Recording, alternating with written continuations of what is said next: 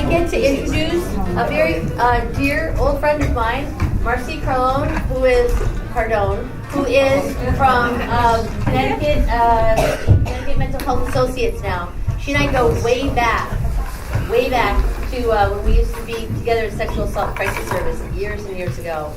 So she's going to talk to us about a brand new program that she has at CMHA, and all of you might be interested in it for the students. So, thank you. First of all, I want to thank Colleen and everybody for having me here today. I came here and spoke with them a few weeks ago on a program with, Colleen, Community Mental Health Affiliates. It was close. Sorry. She had the right initials. It was good. So Community Mental Health Affiliates is out of New Britain, Waterbury, and Torrington.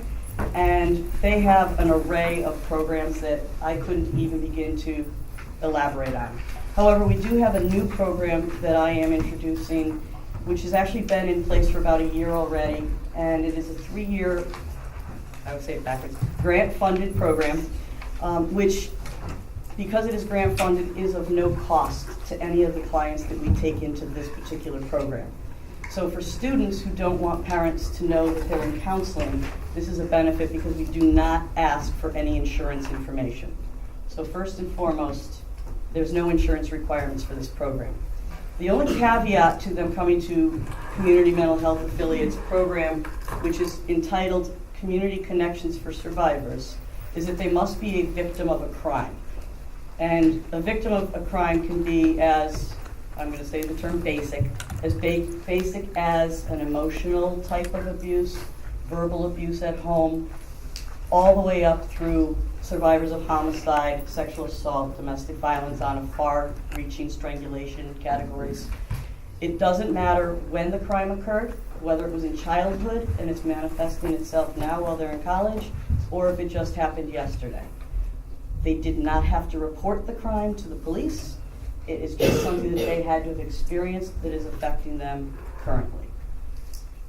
It's very simple, and as much as I try and explain that it is a simple program, it seems to be a very difficult topic and very difficult to allow or get people to want to engage. And I think it's because the idea is that they are crime victims, and people don't want to identify themselves as crime victims. So we specifically call it a program Connections for Survivors. And again, they did not have to report it to the police. They did not have to ever tell anyone. It's just something that they've lived with and want to have counseling for. We operate out of New Britain, Waterbury, and Torrington, and we cover the court regions within those 3 jurisdictions. So the territory that we cover is really vast. And our program isn't specific to whether or not the person lives in those towns or if the crime ever occurred in those towns. So we're also very flexible as to where our clients come from. So you may have someone who's technically, a town away from the towns that we serve. They go to school here. We're going to look at every situation individually. So don't limit it to somebody who just resides in, some of the towns that are listed on our brochure. Because I don't want to miss somebody who could benefit from our services. In addition, we offer individual counseling, so one-on-one counseling with these folks.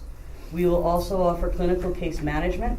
So if you have someone who's also in need of some assistance in bridging the gaps for housing services or DSS services, DCF involvement, we get involved in a lot of different cases. We accompany people to court. We will go with them. We will take them shopping if they need to. If they have social anxiety and are afraid of the dark, and perhaps taking them slowly to movies, starting with a matinee in the daytime, we have the funding to do these kinds of things. I've shared stories with Colleen and folks about we had somebody who had a very bad car accident and it caused some serious trauma. She was afraid to drive. Our counselor was able to work with her just sitting with her in her car, putting her foot on the gas pedal without it running. 6 months later, she's driving again. So there's things that we can do that other traditional programs aren't able to do. The last caveat, which is really nice, or the last bonus that we have, is in addition to individual counseling, clinical case management, we have medication management. We have a psychiatrist on spot. The only issue would be if they require medication, that has to go through insurance. Our program will get them to see the doc and to get a really good diagnosis. If they choose to go on medication, then they would have to make a decision if they want to use their insurance. But other than that, there's absolutely no need for us to ask for insurance, so their family members would not know that they're in counseling if that's an issue for them. Any questions so far? And it's really a basic program. We can take in up to 200 clients at a time. I have openings across the board in all with four of my clinicians. I have a Spanish-speaking clinician, I have a Polish-speaking clinician. We will take any age, and if the child is too young for us because of our own expertise or lack thereof, we do have child programs that are trauma-focused in our New Britain office and Waterbury office. So we just refer them to our internal programs, and they get their needs met accordingly. We also are going to do groups and anything else that we can come up with for folks. So, and we collaborate. So if we have somebody who's getting something somewhere and they just need additional services, we can also collaborate. So that is the program in a nutshell. And really the reason I'm trying to address college campuses as well is because we all know students have a lot of anxiety. And it manifests itself especially around these times, exams, holidays, and graduation. So if you do know of anybody, I have left a bunch of packets. Our brochure is up there. You have my business card, you have a referral, and also a release of information. They don't need to sign the release, and they can self-refer. So if they don't want us to have contact with you, particular, somebody who's saying it, you can just give them that brochure or referral form and tell them to go ahead and give us a call, or fax it in for them, scan it in, email it to me, and I will reach out and make the contact. Vivian has been gracious enough to tell me if we do have anybody here, hopefully I can work it out. I can meet them here, we can meet them here. We meet in the community as well. They don't have to come to our office, so we can make arrangements to be on site and make it easier for the students as well. And if any of you need some assistance, you just give us a call.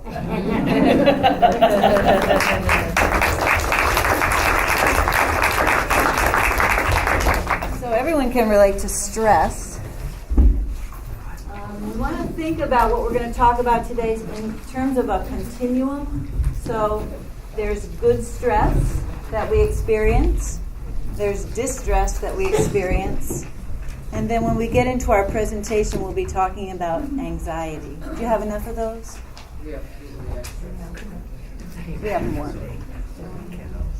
So if you take a look at eustress, it's a good type of stress, and it refers to the optimal amount of stress which helps to promote health and growth.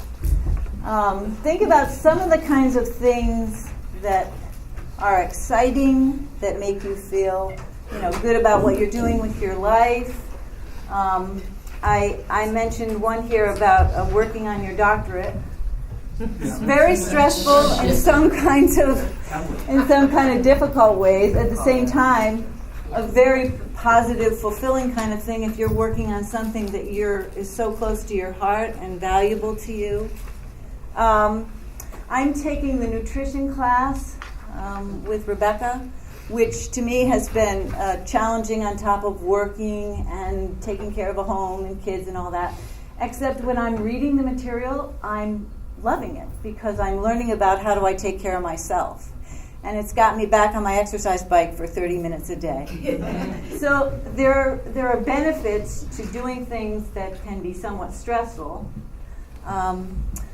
Let's see, serving on boards. People who are tapped, Kelly I know has been tapped to serve on different boards because of her expertise and her involvement in the community. There must be plenty of people in here who've done that. And it gives your self-esteem a boost. You feel good about it. It adds more stress to your life, but you can often add wonderful things to your community, your town. Preparing for kids' graduation, weddings, all those things, very stressful. So there's negatives, to some of those things, but there's also the positives when it all comes together and happens. So there are very good aspects. It's what motivates us to do things in our life, brings us to new places, takes us to the next level of challenge. So that's all about eustress. Then we move into a direction maybe of distress, where we've got so many things going on all at one time. All of our energies going in many different directions. Balancing work, family, school, relationships. I mean, think about all the things that you do all day long. Teaching 4 or 5 classes of 100 students to 150 students, and balancing all those different people.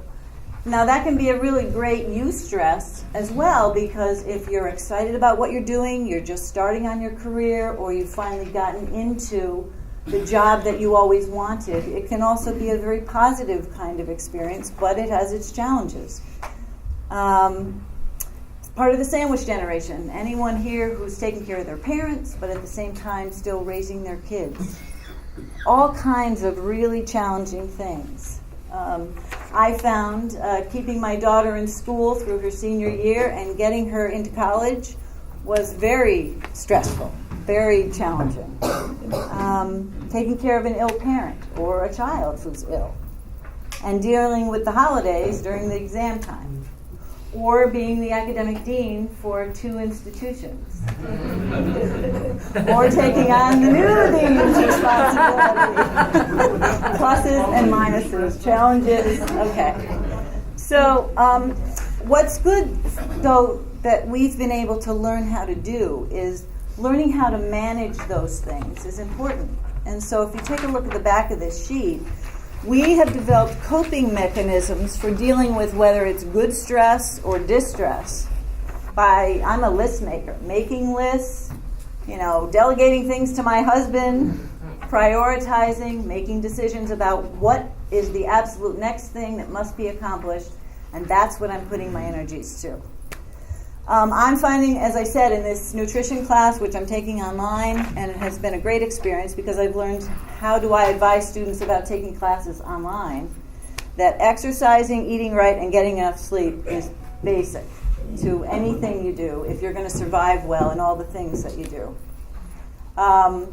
Engaging those personal interest activities. But I think accomplishing big tasks, big projects in small pieces is very important too. Responding to our email on a daily basis so it doesn't get away from us. These are all things that we've learned how to do, and what we try to do for students is mentor them in this way.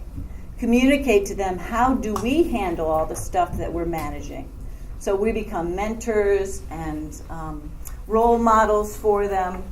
And it's a very important process that we're training them how to handle life, how to handle all the things that you try to do.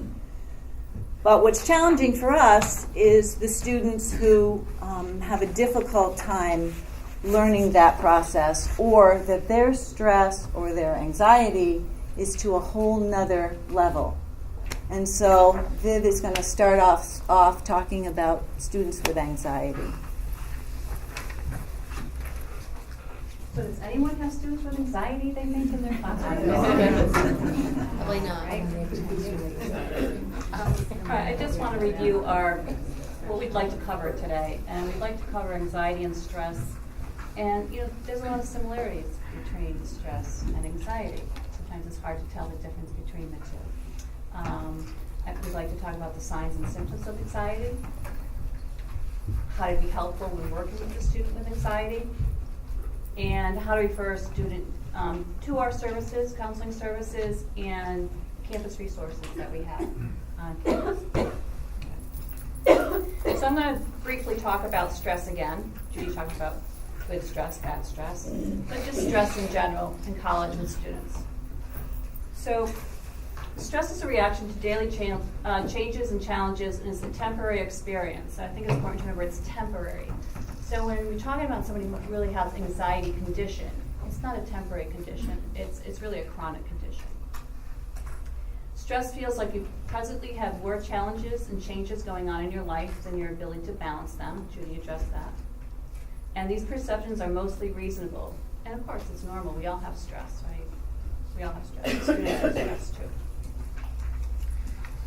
So what's a little bit different between stress and anxiety? So anxiety is the most common mental health concern reported by our students in our counseling area and in counseling centers all over the country. And I'd like to read you some stats on that. According to the American College Health Association, 1 out of 6 students have been diagnosed with or treated for anxiety in 2015. 21.9% said that within the last 12 months, anxiety had affected their academic performance, which was defined as receiving a lower grade on an exam or paper, receiving an incomplete, or dropping a course. So clearly anxiety is affecting students' retention and their academic success here too. So anxiety involves thoughts that most people would not find rational, so they're somewhat illogical, where stress, the perceptions are more reasonable. Anxiety is the feeling of apprehension, panic, fear, or worry in response to situations which seem overwhelming, threatening, unsafe, or uncomfortable to that person. Anxiety can be generalized across a range of situations and have no identifiable cause, or it may be situation-specific, like social anxiety, test anxiety, or performance anxiety. And it's important to remember that stress is often a chronic condition, but it's a very treatable condition as well. Also, that there's 19 million Americans who are affected by anxiety disorders. And the different kinds include obsessive compulsive disorder, where you're doing the same kinds of things over and over. Panic disorders, where you have repeated experiences of being so, your heart palpitates, you are stressing, you can feel flushed, all those kinds of things, in response to something that we might consider would be very small and something that we could handle very quickly. Post-traumatic stress, things that have happened to you in the past. Veterans have a great deal of this. People who've been through difficult early experiences as children, people in difficult relationships who've gone through abusive circumstances. There's phobias, being afraid of social environments. We've had students who've dropped out this semester completely. They started as a full-time student, got into a classroom, into a lab environment, and said, I can't do this. I can't do this. And so, and they were scheduled for 4 classes. So dealing with that kind of an issue, trying to figure out how to help that person is a challenge. And then there's a generalized anxiety disorder where everything seems to stress and bother you. It's free floating. You have no idea. Every little thing during the day is something that you can't control. And you're just constantly anxious all day long at everything that's going on in your life. And I would say this is for people that probably aren't treated too. Well, I mean, you can still have a sense of being, worry all the time. But I think it's if you're treated with either medication or therapy, CBT or something, that usually that lessens that. You can handle it, but certainly some of our students, if you think about some of the people that we've dealt with who had like 4 or 5 classes this semester. Well, they have stress. And they do. Students with anxiety do get stressed. And they also, there's different medications that are being tried with these students, and something may be working and then stop working, or a larger dose of it needs to be given to the person. So it's sort of a trial and error process with their medical providers, with their therapists, with their psychiatrists. And so, it is a real challenge for any person who deals with it. And we do have a lot of students going through medication issues, and a lot of the medications take 6 weeks, so they have to wean off one, get on another one. So a lot of times there's a lot of side effects to that you're going to see with a student. Okay, so here's some symptoms of anxiety, and again, a lot of them could be similar to stress.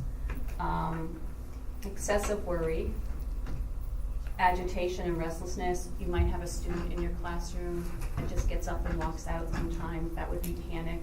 They could be irritable. They could be pacing. That would be more restless, I guess. Avoidance might take the shape of not handing in papers. It could mean that you are offering lots of help to them and they're not responding to that at all, so they're avoiding that.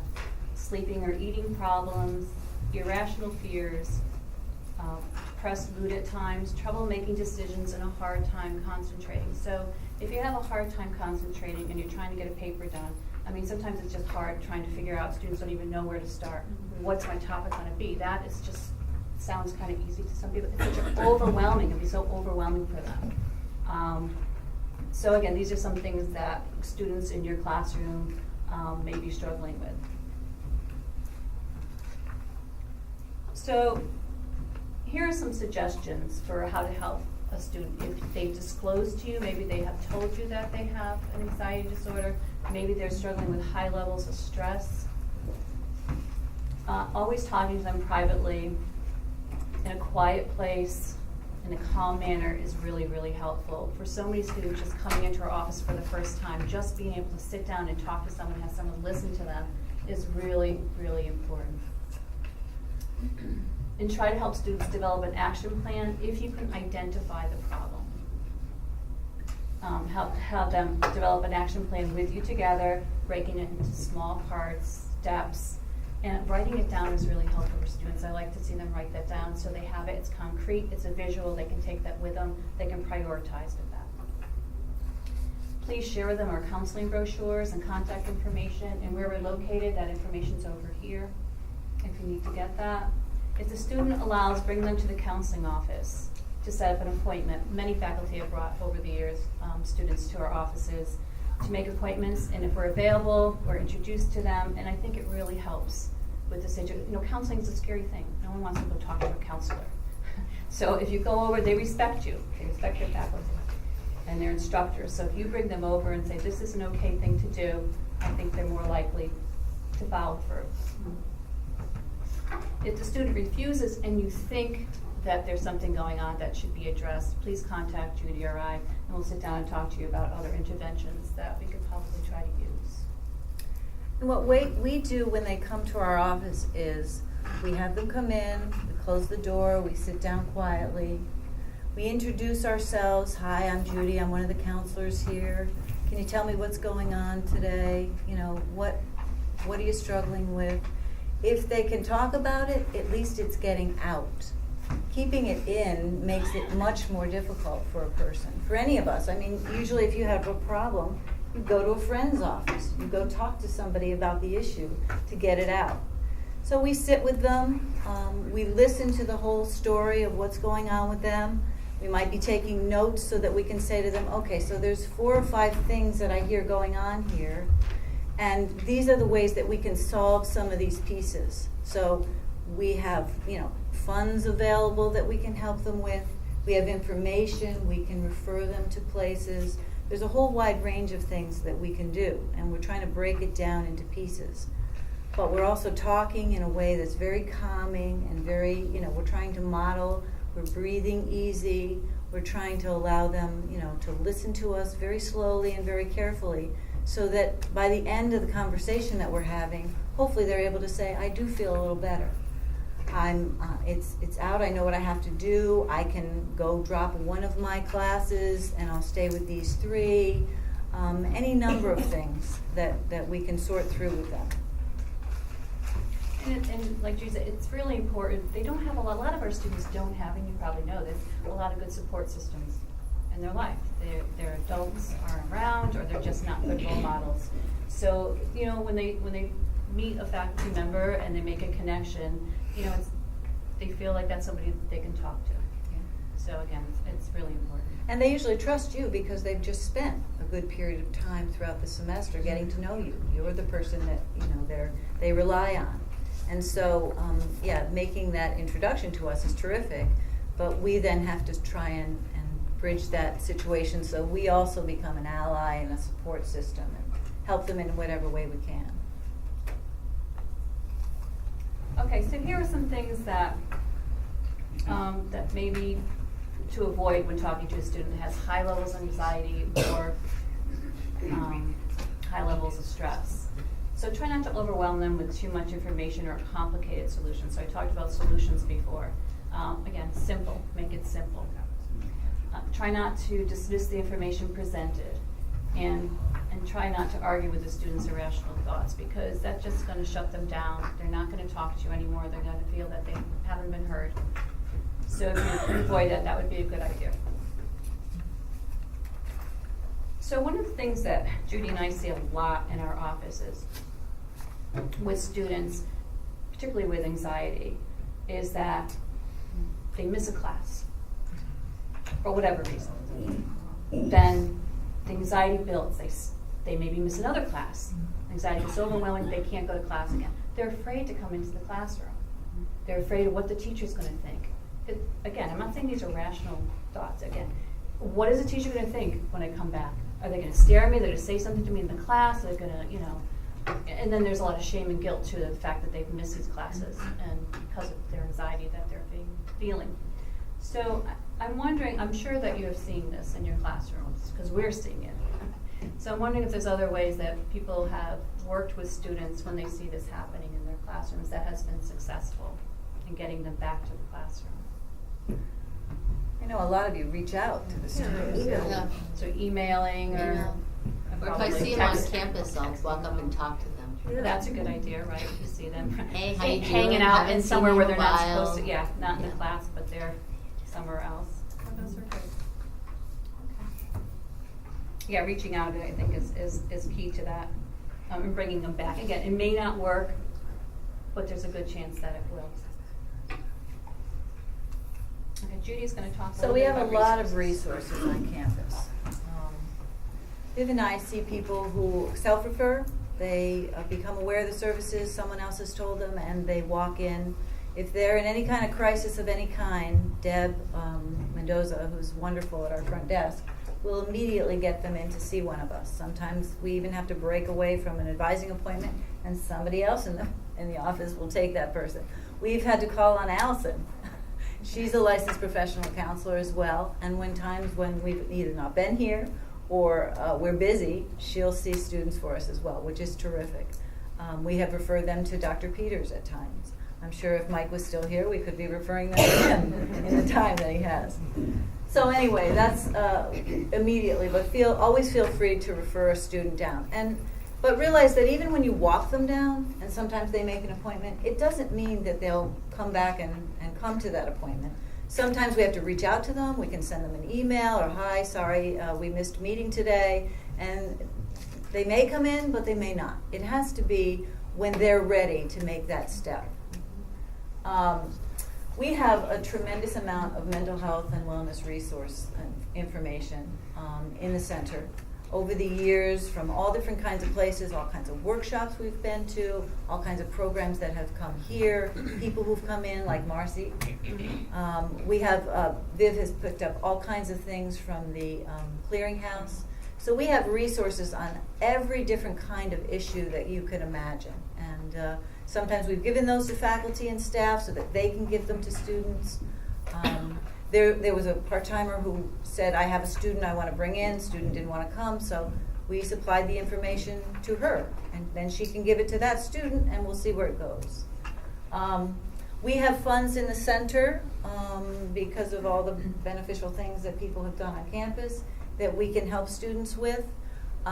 Chris Laporte has put $2,000 in a line item from the student activities budget that we can tap into for things like gas cards, or they don't need that as much if they're going to take the bus these days, but they can get grocery cards, CVS cards, things to the cafeteria. We have lots of resources that we can try and help them with when they're in dire need of something. We also have the foundation support back $200 a year for a student who's in a difficult circumstance, and they will write a check maybe to a landlord, maybe to help fix a car, any number of things. So we've tapped into that resource over the years. The food pantry, Amy, thank you. She really got that started. She was the main motivator in that process, and it's been wonderful for students. So all day long we have people stopping in, getting the key, walking over there, getting people bags of food. So that's been wonderful. when a student presents to us, they're lonely, they have no connections, a whole variety of things, we try to find out what are your interests, because there's lots of things on campus, lots of ways you can get connected with people. The Veterans Oasis as a support system for veterans. We do have the counseling page that has all kinds of resources on it, mental health resources, all kinds of different gambling resources and suicide prevention and young people with anxiety. So you can go onto that page through the student services piece and down through counseling and find all that information. And a lot of that information also is on this brochure in the back. Usually each semester, Viv coordinates half-hour relaxation sessions that students can take advantage of, which is a great experience.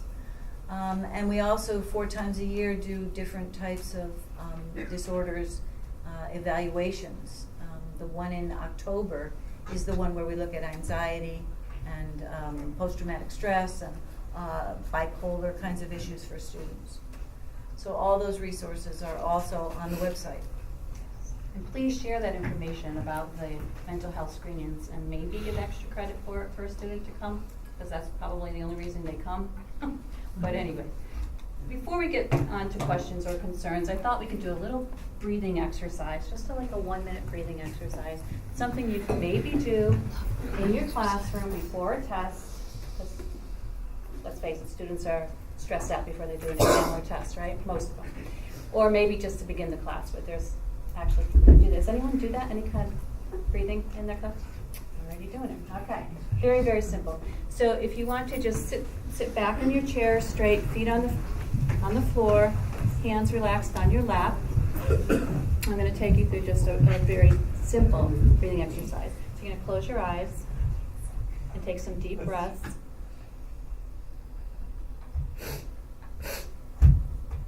And then your next breath, I want you to take a breath and then count out. You exhale 1. And you're going to do this 5 times. So you breathe in, exhale 1. Breathe in.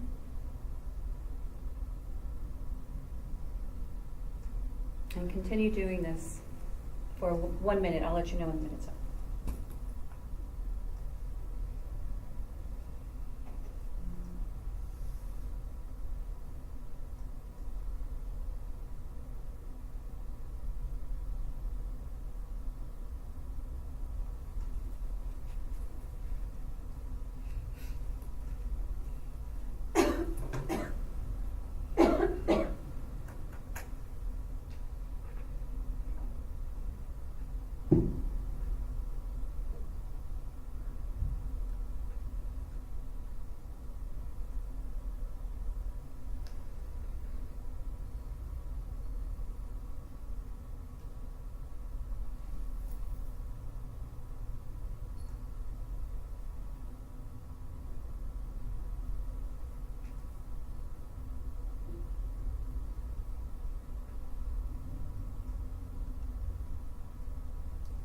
Okay, when you're ready, you can just open your eyes. And there's so many simple breathing exercises, and they're so simple to do. And that was a minute of your class time. It really doesn't take a long time. You can go longer if you want, but certainly a minute helps too, right? So does anyone have any questions or concerns about anxiety in the classroom? Do you ever refer them to professional help? All the time. We Many of the people that we see, we refer out, and we still see them because they're so stressed in college. So we still see them. We don't But if they have necessarily limited counsel those resources, people, yeah. we just, our support system here is. Yes. If they have limited resources, are there any funds to help them with that? That's expensive. Would need to pay for it? Yeah, Well, again, that is an issue. If they have insurance, it's not an issue. right. We can help them find somebody, and we do that often. It's when they don't have insurance that it becomes an issue. But there are certain, there's There's a VIP. sliding fee scale kinds of places Catholic Family that Services, people, yep. sliding scales, VIP volunteers, and psychotherapy. If you're doing any kind of volunteer work through a church or community organization, they will give, for every 1 hour of work that you do, they will give you an hour of therapy. Richard Schulman is the coordinator of that. He's excellent, absolutely. He's been written up, I think, in the New York Times for the program that he runs. But yeah, usually what we'll do is find out, do you already work with someone? Because we do have a form, an intake form, that asks students what kinds of issues are you dealing with, and they can do a checkoff. And then, have you seen a therapist or a counselor ever before? Many of our students already have therapeutic support outside of the college. But we'll usually say to them, do you have an insurance card? And on the back of your insurance card is your behavioral health options and supports. And so we encourage students to consider contacting that number and finding out what they have. Do they have, 24 sessions every 2 weeks they could meet with someone? What are the benefits? And then we have a sheet for them of Bristol Hospital and UConn and New Britain Hospital and all those services and the contact numbers and all of that. The other thing on campus is Kathy Felice and the Academic Support Center is terrific for this because she really would be the person who would see them and then develop a learning profile so that would inform you in your classrooms, what would help them the most.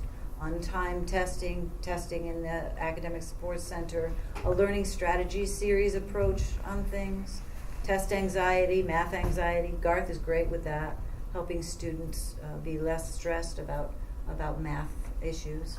So we have a lot of good supports. Just not a question, just an observation.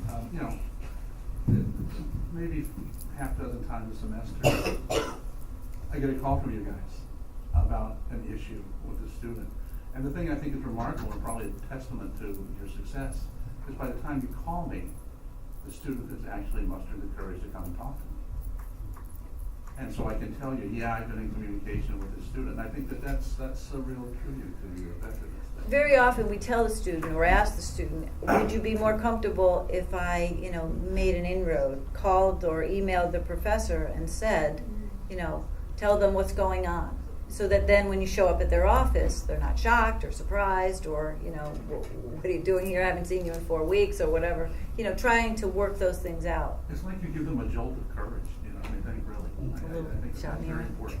I had a student actually last week, a couple of full-time faculty had the student, and he basically said, I just need to walk away. I just need to be gone this semester. So we talked about incompletes.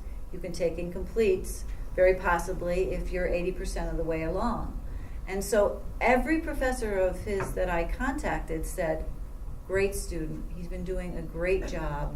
I would be happy to help him that way. And as it turned out, though, he just needed that short little break where he didn't come to a couple of days of classes, he thought it through over the weekend, and now he's come back and he's worked out with 1 or 2 of his professors that he's going to do an incomplete, and the other 2 classes he's going to finish. So sometimes it's just having a person to talk it through with and solve the little pieces of it and get, certain things in place. And having that option. Yeah. Sometimes it's that, they don't really want to do that, but they know they have the option to do it, and then it gets them through. Pull themselves through. And most of these students, shouldn't be taking full time. I mean, we had a student this semester that we're struggling with right now who started out, she was going to take 2 classes because I researched this yesterday. And then she came back and said, oh, I'm ready, I can do all of this. And she took 4. And unfortunately, she ended up withdrawing from 2. And the other 2 that she was in, they were too challenging. Or,